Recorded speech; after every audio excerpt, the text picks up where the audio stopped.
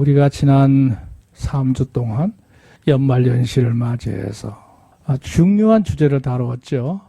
믿음이 적은 자들에게 이루어지는 영적인 병리현상, 대표적인 거 3가지. 첫째 하나가 뭐예요? 염려. 염려병에 빠지면 안 됩니다. 하나님 섬기는 사람들은 염려병에 빠지면 영적으로 정상적으로 살 수가 없어요. 그러니까 믿음을 가져도 제대로 생활 속에 적용할 수가 없어요. 두 번째가 뭐예요? 염려가 좀 더 깊어지면 두려움에 빠져요. 늘 두려운 거야. 자불안색이란 말을 아시죠? 예. 사람이 갈피를 못 잡는 상태에 빠지는 거죠. 그건 절대 바람직하지 않습니다. 세 번째가 바로 의심입니다. 하나님을 굳건하게 의지하지 못하고 제대로 된 하나님의 은혜를 누리지 못하는 삶을 살 수밖에 없어요. 의심. 우리가 하나님 앞에 믿음으로 견실하게 서면 내게 주어진 모든 현실 믿음으로 정복하고 밟고 서서 우리의 목적지인 하나님이 약속하신 그 나라 땅에 갈 줄로 믿습니다. 자, 오늘은요. 은하계 이 연말연시 강론을 끝내고 삶의 계자실을 다시 들어가야겠다 생각을 하고 있었는데 지금 6단계부터 진행되는 내용, 성도의 가정생활입니다. 그래서 시전적으로 볼 때 지금 1월 달인데 그래서 이거는 좀 더 뒤로 미루었다가 한 4월 달, 5월 달 가정의 달에 가까우면 그때의 말씀을 상고해도 넣지 않겠다는 생각이 들었어요. 그래서 그동안에 우리가 미루었던 지난번에 골로새서 다음, 빌레몬서 다음 들어온 게 바로 오늘은 디모데서로 들어왔습니다. 자, 여기 보면 서로 내려있어요. 사도 바울이 보낸 여러 서신들 중에서 사도 바울이 보낸 서신이 13권이죠. 어떤 이는 14권이라고도 합니다. 왜냐하면 히브리서를 포함해서. 근데 거기에 내가 기록했다 이런 명시한 게 없기 때문에 그냥 물음표만 찍어 놓았어요. 어쨌든 사도 바울이 보낸 여러 서신 가운데서 대개 보면 지역이나 교회를 향해서 이렇게 해람용으로 서신을 많이 썼어요. 근데 그 중에 특별히 개인적으로 보낸 서신이 있어요. 그 중에 하나가 바로 이 디모데전서, 후서, 디도서, 빌레몬서 같은 경우입니다. 요거는 뭐냐? 해람용이 아니고 개인적으로 부탁해서 하고 싶은 말을 담고 있는 서신이다 이거죠. 그러니까 디모데전서는 이걸 목회 서신이라고 하거든요. 왜냐하면 이 디모데와 디도는 사도 바울의 동역자로서 사역을 했는데요.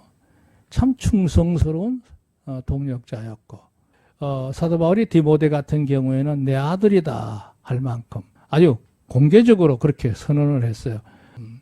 혈통적인 아들은 아니지만 자신의 아들처럼 여기고 총애했던 인물이 바로 디모데거든요. 역시 디도도 마찬가지고. 그래서 사도 바울이 이제 계속 순회 전도 사역을 하면서 더 관리가 필요하다고 판단되는 교회들에게는 이 두 사람을 남겨두어서 그 교회를 더 계속해서 돌볼 수 있도록, 목회할 수 있도록 이렇게 한 거예요.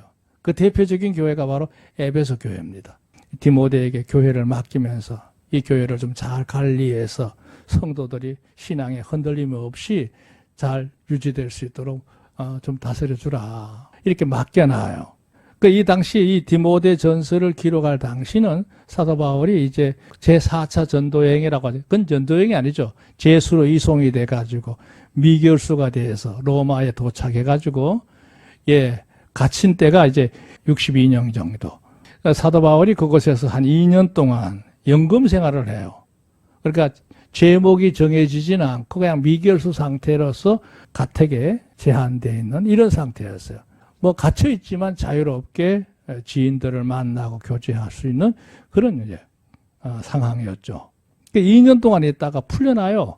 풀려나자마자 이제 사도 바울이 늘 생각해 왔던 대로 이제는 소아시아 지역, 지금의 터키 지역, 유럽 지역까지 거의 대부분 전도했기 때문에 나 저쪽 땅끝 마을까지 가봐야겠다.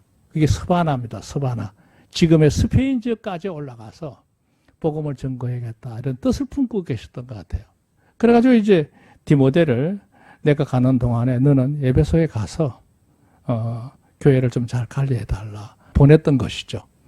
그리고 자기는 이제 로마로 출발해서 저 스페인까지 한 바퀴 돌아요. 그거 일정표를 여기 밑에 이제 지도가 나와 있는 것처럼 그렇게 됩니다. 그리고는 이제 쭉 다니면서 이제 다시 돌아오면서 거레대를 들려서, 거레대는 디도가 있었습니다. 디도. 그리고 우리 성경에 말하는 디도서가 바로 거레대 섬의 목회자입니다. 그 다음에 이제 돌아와서 골로새를 들려요. 골로새는 라오디게 교회 옆에 있죠. 히에라포리스라고 하는 지금의 파묵갈레 삼각지형을 이루는 그 지역입니다. 골로새도 역시 사도 바울의 제자가 세운 교회라고 할 수 있어요. 그 들렸다가 이제 에베소를 들리게 돼요. 에베소. 아주 유명한 도시죠. 그리고 에베소에서 이제 디모데 만나보고 이제 같이 마게도니아 지역으로 건너갑니다. 그 지역에 몇 개 교회가 있죠. 대표적인 교회가 빌립보 교회, 그 다음에 옆에 데살로니가 교회, 그리고 이제 베레아 교회가 그 마게도니아 지역에 있는 교회들이에요. 이제 에베소에 두고 디모데를 두고 마게도니아 지역으로 건너왔기 때문에 건너오면서 마음속에 뭔가 마음에 걸렸던 것이 있는 것 같아요. 그래서 쓴 편지가 바로 디모데전서입니다. 내가 에베소 교회를 들려보니 여전히 이 문제로 이런 어려움을 당하고 있는데 내가 너에게 목회적으로 권면한다, 조언을 한다. 그런 의미로 쓴 게 바로 디모데전서입니다. 그래서 이 디모데전서는 그 당시 사도 바울이 디모데를 걱정하면서 썼던 편지 내용이 그 당시 얘기로만 끝난 게 아니라 오늘 얘기를 자세히 들어보면 지금 우리가 살고 있는 이 시대에도 같은 문제를 갖고 있는 거예요. 지금 이게 2000년 전 얘기거든요. 근데 2000년 전 상황이나 지금 상황이나 사람들이 살아가는 의식의 상향은 전혀 변하지 않았어요. 그게 참 아이러니하지 않습니까? 왜 그래요? 세상은 아무렇게나 흘러가는 게 아니고 일정한 틀 안에서 진행되고 있음을 의미하는 거죠. 그런 의미가 있어요. 그래서 여기 서론에 나와 있던 것처럼 디모데에게 보낸 편지고 로마로 이송되고 난 이후에 연구생활을 하다가 이제 순회 사역을 하게 되는데 이때 이제 한 4년 반, 5년 가까이 석방이 되고 난 이후에 스바나, 아시아 지역 이렇게 쭉 돌게 돼요. 그러다가 이제 사도 바울이 다시 이제 네로 황제가 폭정이 시작이 되면서 당시에 교회의 지도자들급이죠. 예, 사도 바울과 베드로가 다 잡혀 들어갑니다. 그래서 결국 이듬해 순교하죠. 68년경 이때로 보고 있어요. 자, 여기 이제 사도 바울의 마지막 순회 사역의 지도 과정을 보실 수가 있죠. 그러니까 1차 수감 때가 61년경이었고 2차 이제 소위 말하면 네로의 핍박 때에 잡혀 들어간 때가 67년경. 그리고 이듬해 이제 순교를 한 걸로 볼 수가 있습니다. 자, 디모데 전서의 우선 구조를 볼 텐데요. 여기 보세요. 2번. 사도 바울은 영금 후 순회 사역을 하다가 디도와 디모데를 차례로 상봉했죠. 그리고 이제 다시 이제 마게도니아 지역으로 넘어오면서 지나오면서 디도를 봐도 그렇고 디모데를 봐도 그렇고 이렇게 뭐랄까 높아심이라 할까요? 예, 조언해 줄 수 있는 내용이 필요한 거야. 그래서 개인적으로 보낸 편지가 바로 디모데전서라는 거죠. 그 이유는 뭐냐? 세 가지라고 말할 수 있는데요. 여기 보세요. 첫째, 어찌하든지 복음의 순수한 교리를 교회는 늘 지켜야 된다. 사수해야 된다. 이게 이제 디모데전서를 쓰게 된 목적 중에 하나예요. 왜냐하면 교회가 모든 교회나 마찬가지죠. 어느 시대나 순수한 복음의 교리가 이상하게 변형이 되는 경우들이 있어요. 여러 이유들이 있습니다. 대표적인 이유가 두 가지라 할 수 있는데요. 첫째 하나는 세속의 흐름이 그래요. 인간의 성향들이 자꾸 인위적으로 해석하려고 하는 경향들이 교회 안에 들어오게 돼요. 그렇게 많은 학식이 오히려 복음에 방해가 될 수도 있는 경우도 있어요. 그냥 성경에 있는 그대로 믿으면 되는데 이거는 저는 얘기를 자꾸 처음 하다 보니까 문제가 되는 거예요. 가장 아름다운 교회는 건물이 아니고 순수한 복음을 그대로 지키고 있는 것이 중요합니다. 믿으시면 아멘. 예, 이게 복음이 흔들리고 있는 교회가 얼마나 많아요. 두 번째가 뭐냐면 이단들 때문에. 이거는 아주 의도적으로 공격해 들어오고 있는 무리들에 의해서 교회가 훼손이 되고 있어요. 지금 우리나라에 성행하고 있는 이단들의 성향을 보세요. 가관입니다. 뭐 가관이라기보다도 형용사적인 측면에서는 그들의 규모라든지 그들이 하고 있는 여러 가지 모든 씀씀이라든지 예, 참 만만치 않습니다. 굉장히 조직적이고 그들이 집합적이고 예, 행동적이거든요. 그러니까 기존 교회들이 당하는 거예요. 보통 문제가 아니에요. 역시 사도 바울이 그 염려했던 점이 바로 그런 점이에요. 에베소 교인도 역시 예, 복음의 순수한 그 귀함을 모르고 그냥 무방비 상태로 이리저리 흔들리고 있는 마치 교회가 무슨 요람입니까? 흔드는 대로 흔들리게. 절대 그래서는 안 되거든요. 그 점을 분명히 얘기하고 있고요. 두 번째가 디모데는 이때 나이가 많지 않았어요. 아마 이 에베소 교회를 이렇게 관리하고 했을 때가 나이 30이 안 됐을 겁니다. 청년이죠. 근데 그 교회 구성하고 있는 교회들 멤버들은 대부분이 연장자들이란 말이에요. 그 연소한 디모데가 그 교회를 맡아서 목회하기가 얼마나 버겁겠어요. 그런데 아시아권에 있는 문화권에서 직책보다는 나이가 먼저거든. 사회 경륜을 자꾸 따진단 말이에요. 인간적으로. 힘들잖아요. 이랬을 때에 어떤 교훈을 던졌을 때 그 교훈의 파급력 자체가 약할 수밖에 없죠. 사랑 여러분, 절대 그러면 안 됩니다. 교회는요, 하나님의 말씀을 전가할 때는 어린아이가 전가하더라도 그게 하나님의 말씀이면 아멘으로 받는 것이 마땅한 줄로 믿습니다. 아멘. 세 번째 보세요. 이걸 이제 보완할 수 있는 세 번째가 처방이죠. 그게 뭐냐? 교인들을 열심히 말씀으로 양육해서 가르치라는 거예요. 부지런히 가르쳐야 한다. 양육 사역을 해야 한다. 그게 이제 디모데전서 후서의 핵심이에요. 다른 방법 없다. 인간 방법 되는 것도 아니고 무슨 머리를 써서 되는 게 아니라 하나님의 말씀 있는 그대로를 잘 가르쳐서 깨우쳐서 그게 확신을 가지도록 예, 양육하는 사역 부지런히 하면 된다. 그래서 뒤에 디모데 후서에 가서 마지막 거의 결론 부분이죠. 예, 모든 성경 하나님의 감동으로 된 것으로 예, 교훈과 책망과 바르감과 의로 교육하기 유익하다 그랬잖아요. 예. 말씀 훈련해야 된다는 얘기예요.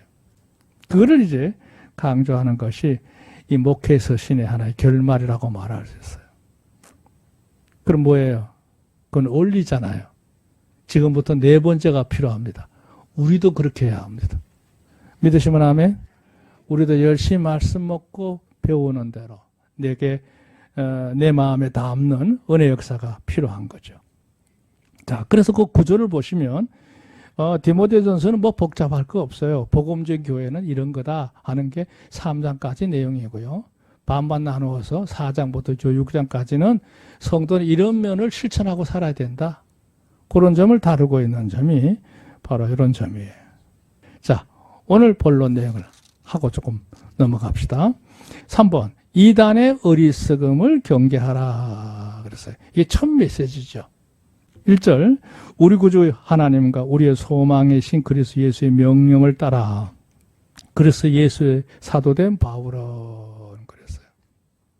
사도 바울이 디모데에게 이 서신을 보내면서도 개인적으로 친분이 있기 때문에 보낸 게 아니라 내가 하나님 앞에 사도로 부름을 받은 자 입장에서 똑같은 목회자의 너에게 이 내용을 전하는 거다. 이렇게 형식을 빌려요.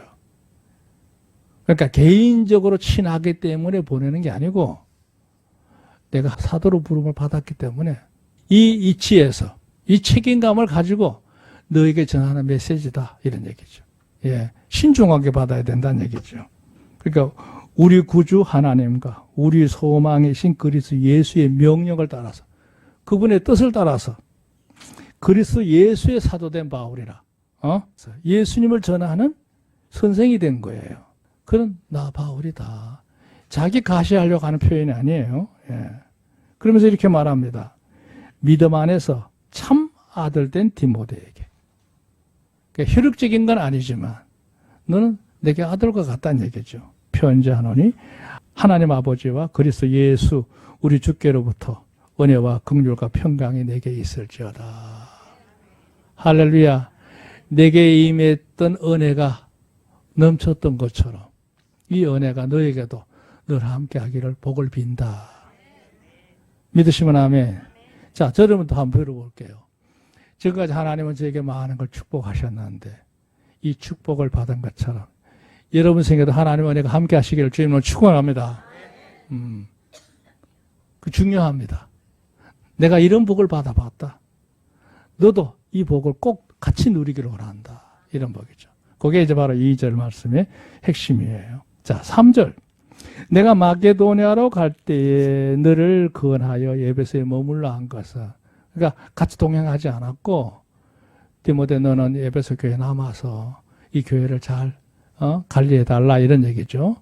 어떤 사람을 명하여 다른 교훈을 가르치지 말며.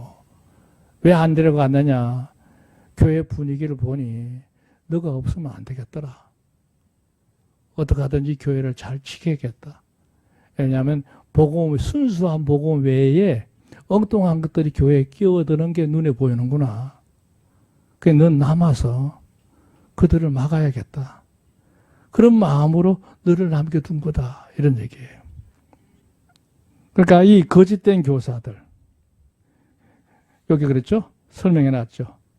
잘 이렇게 한 목적은 거짓된 교사들이 많아. 교사. 그 잘못을 가르치는 자들을 말하는 거예요. 근데 교사가 있으면 그 다음 게 따라오겠죠. 교리예요. 그들이 말하는 이론이 있단 말이에요. 교리. 그건 엉터리죠. 가짜 교리입니다. 그리고 이제 자기들 나름대로 이런저런 해석을 하면서 자꾸 뜻을 붙일 거 아니에요. 그걸 교훈이라고 하거든요. 교사, 교리, 교훈. 이게 에베소 교회에 퍼지게 된단 말이에요. 그거를 차단해야 되는 사람이 누군가 필요한데 누가 하겠느냐. 내가 너를 데리고 다니면 좋지만 너가 여기서 남아서 해야 될 일 그거라고 생각해서 남겨둔 거다. 이런 이제 얘기죠. 자, 4절이 참 의미가 있는데요. 그들이 가지고 있는 성향을 얘기하는데요. 신하와 끝없는 족보에 창년치 말게 하려 함이라. 이런 것은 믿음 안에 있는 하나님의 경륜을 보다 이름보다 도리어 변론을 내는 것이라 그랬어요. 여기 설명을 보세요. 거짓 교사들이 창념한다는 말은 그게 집착한단 말이에요. 집착. 그들이 말하는 엉터리 교리. 그 다음에 또 하나가 뭐예요? 신하가 있어요. 신하. 여기 이렇게 간주 옆에 달아놨죠. 교리는 뭐냐? 정식 정설이 아니고 이설이에요. 정설은 뭐예요? 정확한 원리를 말할 때 정설이라고 하고요. 이설은요, 빗나간 걸 말하는 거예요. 이탈된 거.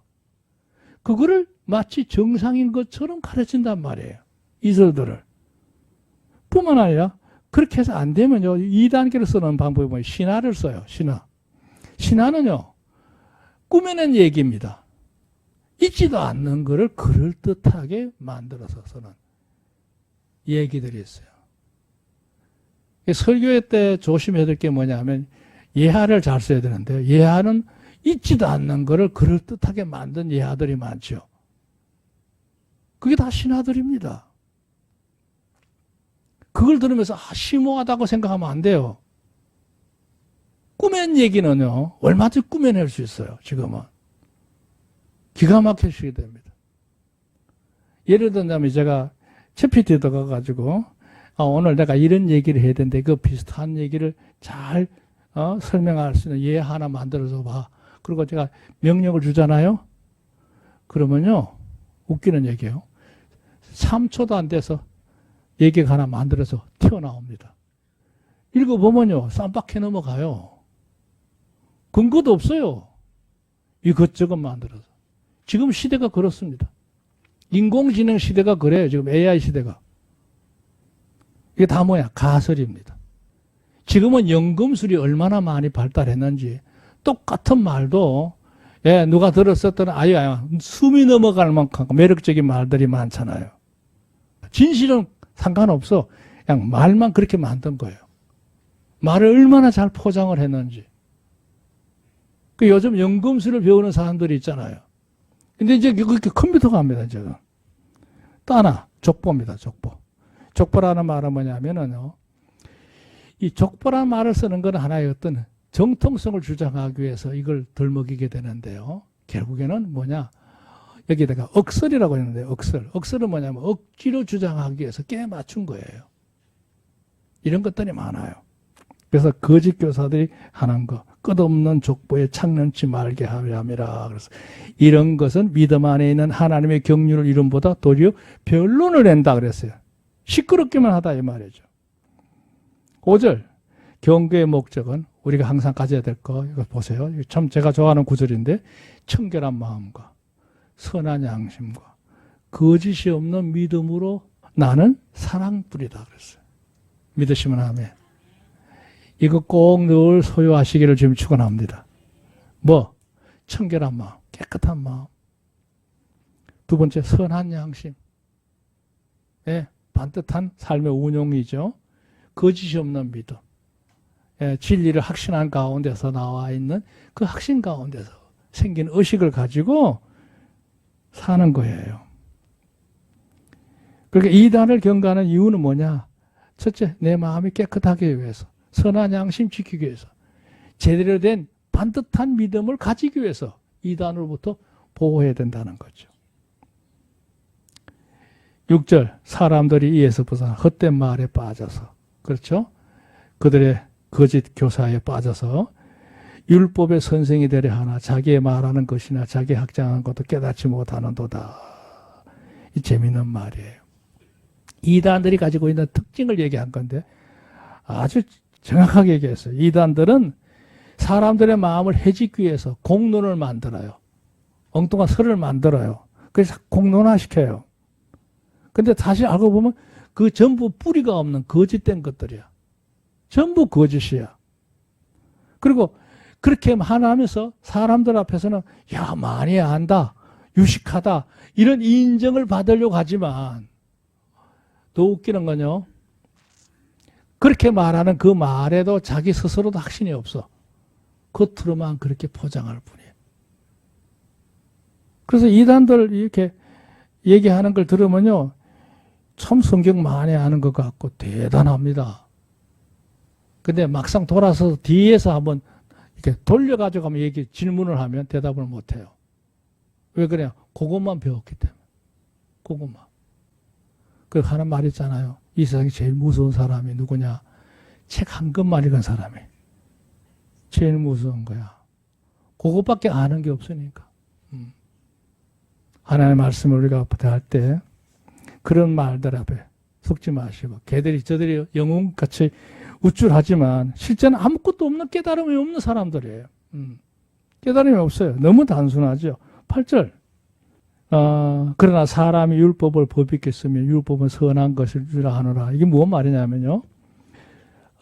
에베소 교회가 가장 당면하고 있던 이단들은요, 두 종류가 있었어요. 대표적인 게, 첫째 하나가 유대교주의적인 율법주의자들. 이들이 이제 교회 안에 상당수가 이제 유대인들이 있기 때문에 자꾸 율법을 강조하면서 복음을 괴롭히는 거야. 복음, 예수만 믿으면 되는 게 아니고 율법을 온전히 지켜야 된다. 그래, 율법을 가지고 사람을 자꾸 정죄하고 판단하고 이러니까 교회가 조용할 수가 없죠. 그 문제가 가장 큰 문제 중에 하나였어요. 그러니까 무슨 얘기예요? 그래서 사도 바울이 율법이 왜 나왔느냐? 율법이 나온 목적은 사람을 괴롭게 하려고 나온 게 아니라, 여기 나왔죠? 이미 불법한 사람들, 아무렇게나 사는 사람들에게 하나님이 이거는 죄로 징치하신다, 옳지 않게 여기신다고 하는 걸 분명히 제시하기 위해서 율법을 주신 건데, 아니 교회가 복음을 받으려고 한 이후에 율법을 고집하면서 그 법조항을 따져가면서 사람을 정죄하는 거, 이건 옳지 않다는 거죠. 예를 들게요. 우리가 십계명을 다 알잖아요. 하나님께서 모세를 통해서 이스라엘 백성이 내리신 십계명, 지금부터 3,500년 전에 시내산에서 주신 건데요. 그 10가지 계명, 지금 우리 성도님 보고 애우라 그러면 글쎄 10개 다 애울 수 있는 분이 여기 몇 분 나올까요? 근데 보세요. 10개 못 외워도 구원만 되는 상관이 있어요, 없어요? 10개 못 외워도 구원하고는 아무 상관도 없어요. 그 십계명을 주신 목적이 뭐냐? 하나님이 이렇게 사는 것을 싫어한다는 거예요. 경멸한다고 하는 걸 알게 깨우치게 하기 위해서 십계명을 내린 거예요. 그 날마다 그거 애워가면서 그거 눈 빠지게 쳐다보면서 그렇게 살아야지 하는 강박관념 가지고 살라고 주신 게 아니에요. 이미 우리는 예수를 구주로 영접해서 나머지 하나님의 성경 말씀 무수한 교훈들을 이미 마음에 받아서 은혜 받고 살기 때문에 그 십계명의 룰에 우리는 해당이 돼야 안 돼요. 안 되는 거예요. 철저하게 자기 중심으로 세상 중심으로 살면 그게 걸릴는지 모르지만 우리는 그게 아무 상관없어요. 그러니까 범죄자들에게는 십계명이 필요하지만 이미 은혜 가운데 사는 우리에게 십계명이 왜 필요하냐 이 말이에요. 그 정도 당연한 건데 그 말이에요. 그 법이라는 게 왜 나왔느냐. 잘못되게 사는 사람들에게 죄라고 하는 걸 알게 하기 위해서 율법을 주신 건데 이미 예수님을 구주로 영접해서 다 모두가 다 제사함 받고 이제는 하나님 은혜 가운데 성령 인도함을 받아 사는 성도 살면 된다고 그랬는데 그걸 가지고 들고 와서 십계명에 뭘 어겼다 뭐 어겼다 이걸 들이대면 안 맞는다는 얘기지. 그러니까 율법주의자들의 이단들 이 교회 안에 있는 거예요. 이거는 그 전통을 무시할 수는 없지만 이 문제가 있거든요. 그 신앙의 초보 때는 지금도 율법이냐 복음이냐 해가 논쟁하는 경우들도 있어요. 두 번째는 뭐냐? 영지주의가 문제인데요. 기회가 되면 얘가 이제 영지주의에 대해서 한번 설명할 때 올 거예요. 그 당시에 힐랍 철학에다가 묘하게 접목을 시켜가지고 교회를 괴롭히는 이상한 이념들이 있었어요. 교리들이. 그게 영지주의입니다. 이게 문제입니다. 그럴 필요 없다는 거죠. 그러니까 1차적으로 에베소 교회가 당면한 문제는 율법주의적인 신앙의 형태만 벗어나도 교회가 건강하겠다. 이런 의미로 사도 바울이 디모데에게 보낸 편지라고 볼 수 있습니다. 여기 9절 바로 그런 얘기죠. 알 것은 이것이니 법은 옳은 사람을 위하여 세운 것이 아니고 오직 불법한 자와 복종치 않은 자며 경건치 않은 자와 죄인이며 거룩하지 않은 자와 망령된 자며 아비를 치는 자와 어미를 치는 자며 살인하는 자며 음행하는 자며 남색하는 자며 사람을 탈취하는 자며 거짓말하는 자며 거짓 맹세하는 자와 기타 바른 교훈을 거스르는 자를 이해해서 나온 것이지. 이미 예수님을 구주로 영접해서 구원받은 우리 성도에게 해당되는 게 아니다. 그걸 명확하게 하고 있습니다. 11절 이 교훈은 내게 맡기신 바 복되신 하나님 영광의 복음을 초점이니라. 그랬어요. 이 말이 해석하기 어려운데요. 그래서 제가 오늘 주보에다 이렇게 설명해 놨어요. 진정한 교훈이란 복음과 일치를 이루어야 되고 그것을 전파하는 일에 돕는 역할을 해야 그게 진정한 법이고 교훈이다 이거죠. 그게 줄여서 무슨 얘기예요? 복음에 거치는 자로 살지 말고 복음의 하나가 되는 성도로 살아가라. 믿으시면 아멘. 그게 디모데전서의 초반에 중요한 메시지입니다. 자, 오늘 말씀 줄일게요. 우리는 이 시대 속에 지금 교계로 보면 대단히 양극화 현상이에요. 무슨 얘기냐면 교회의 복음을 지킨다고 하면서 보수로 나가는 사람들의 성향은 모두가 대부분 잠자고 있고요. 반대로 복음을 거스리고 인위적으로 움직이고 있는 이단들은요 세력이 강해지고 있어요. 지금 우리가 그 사이에 끼어 있어요.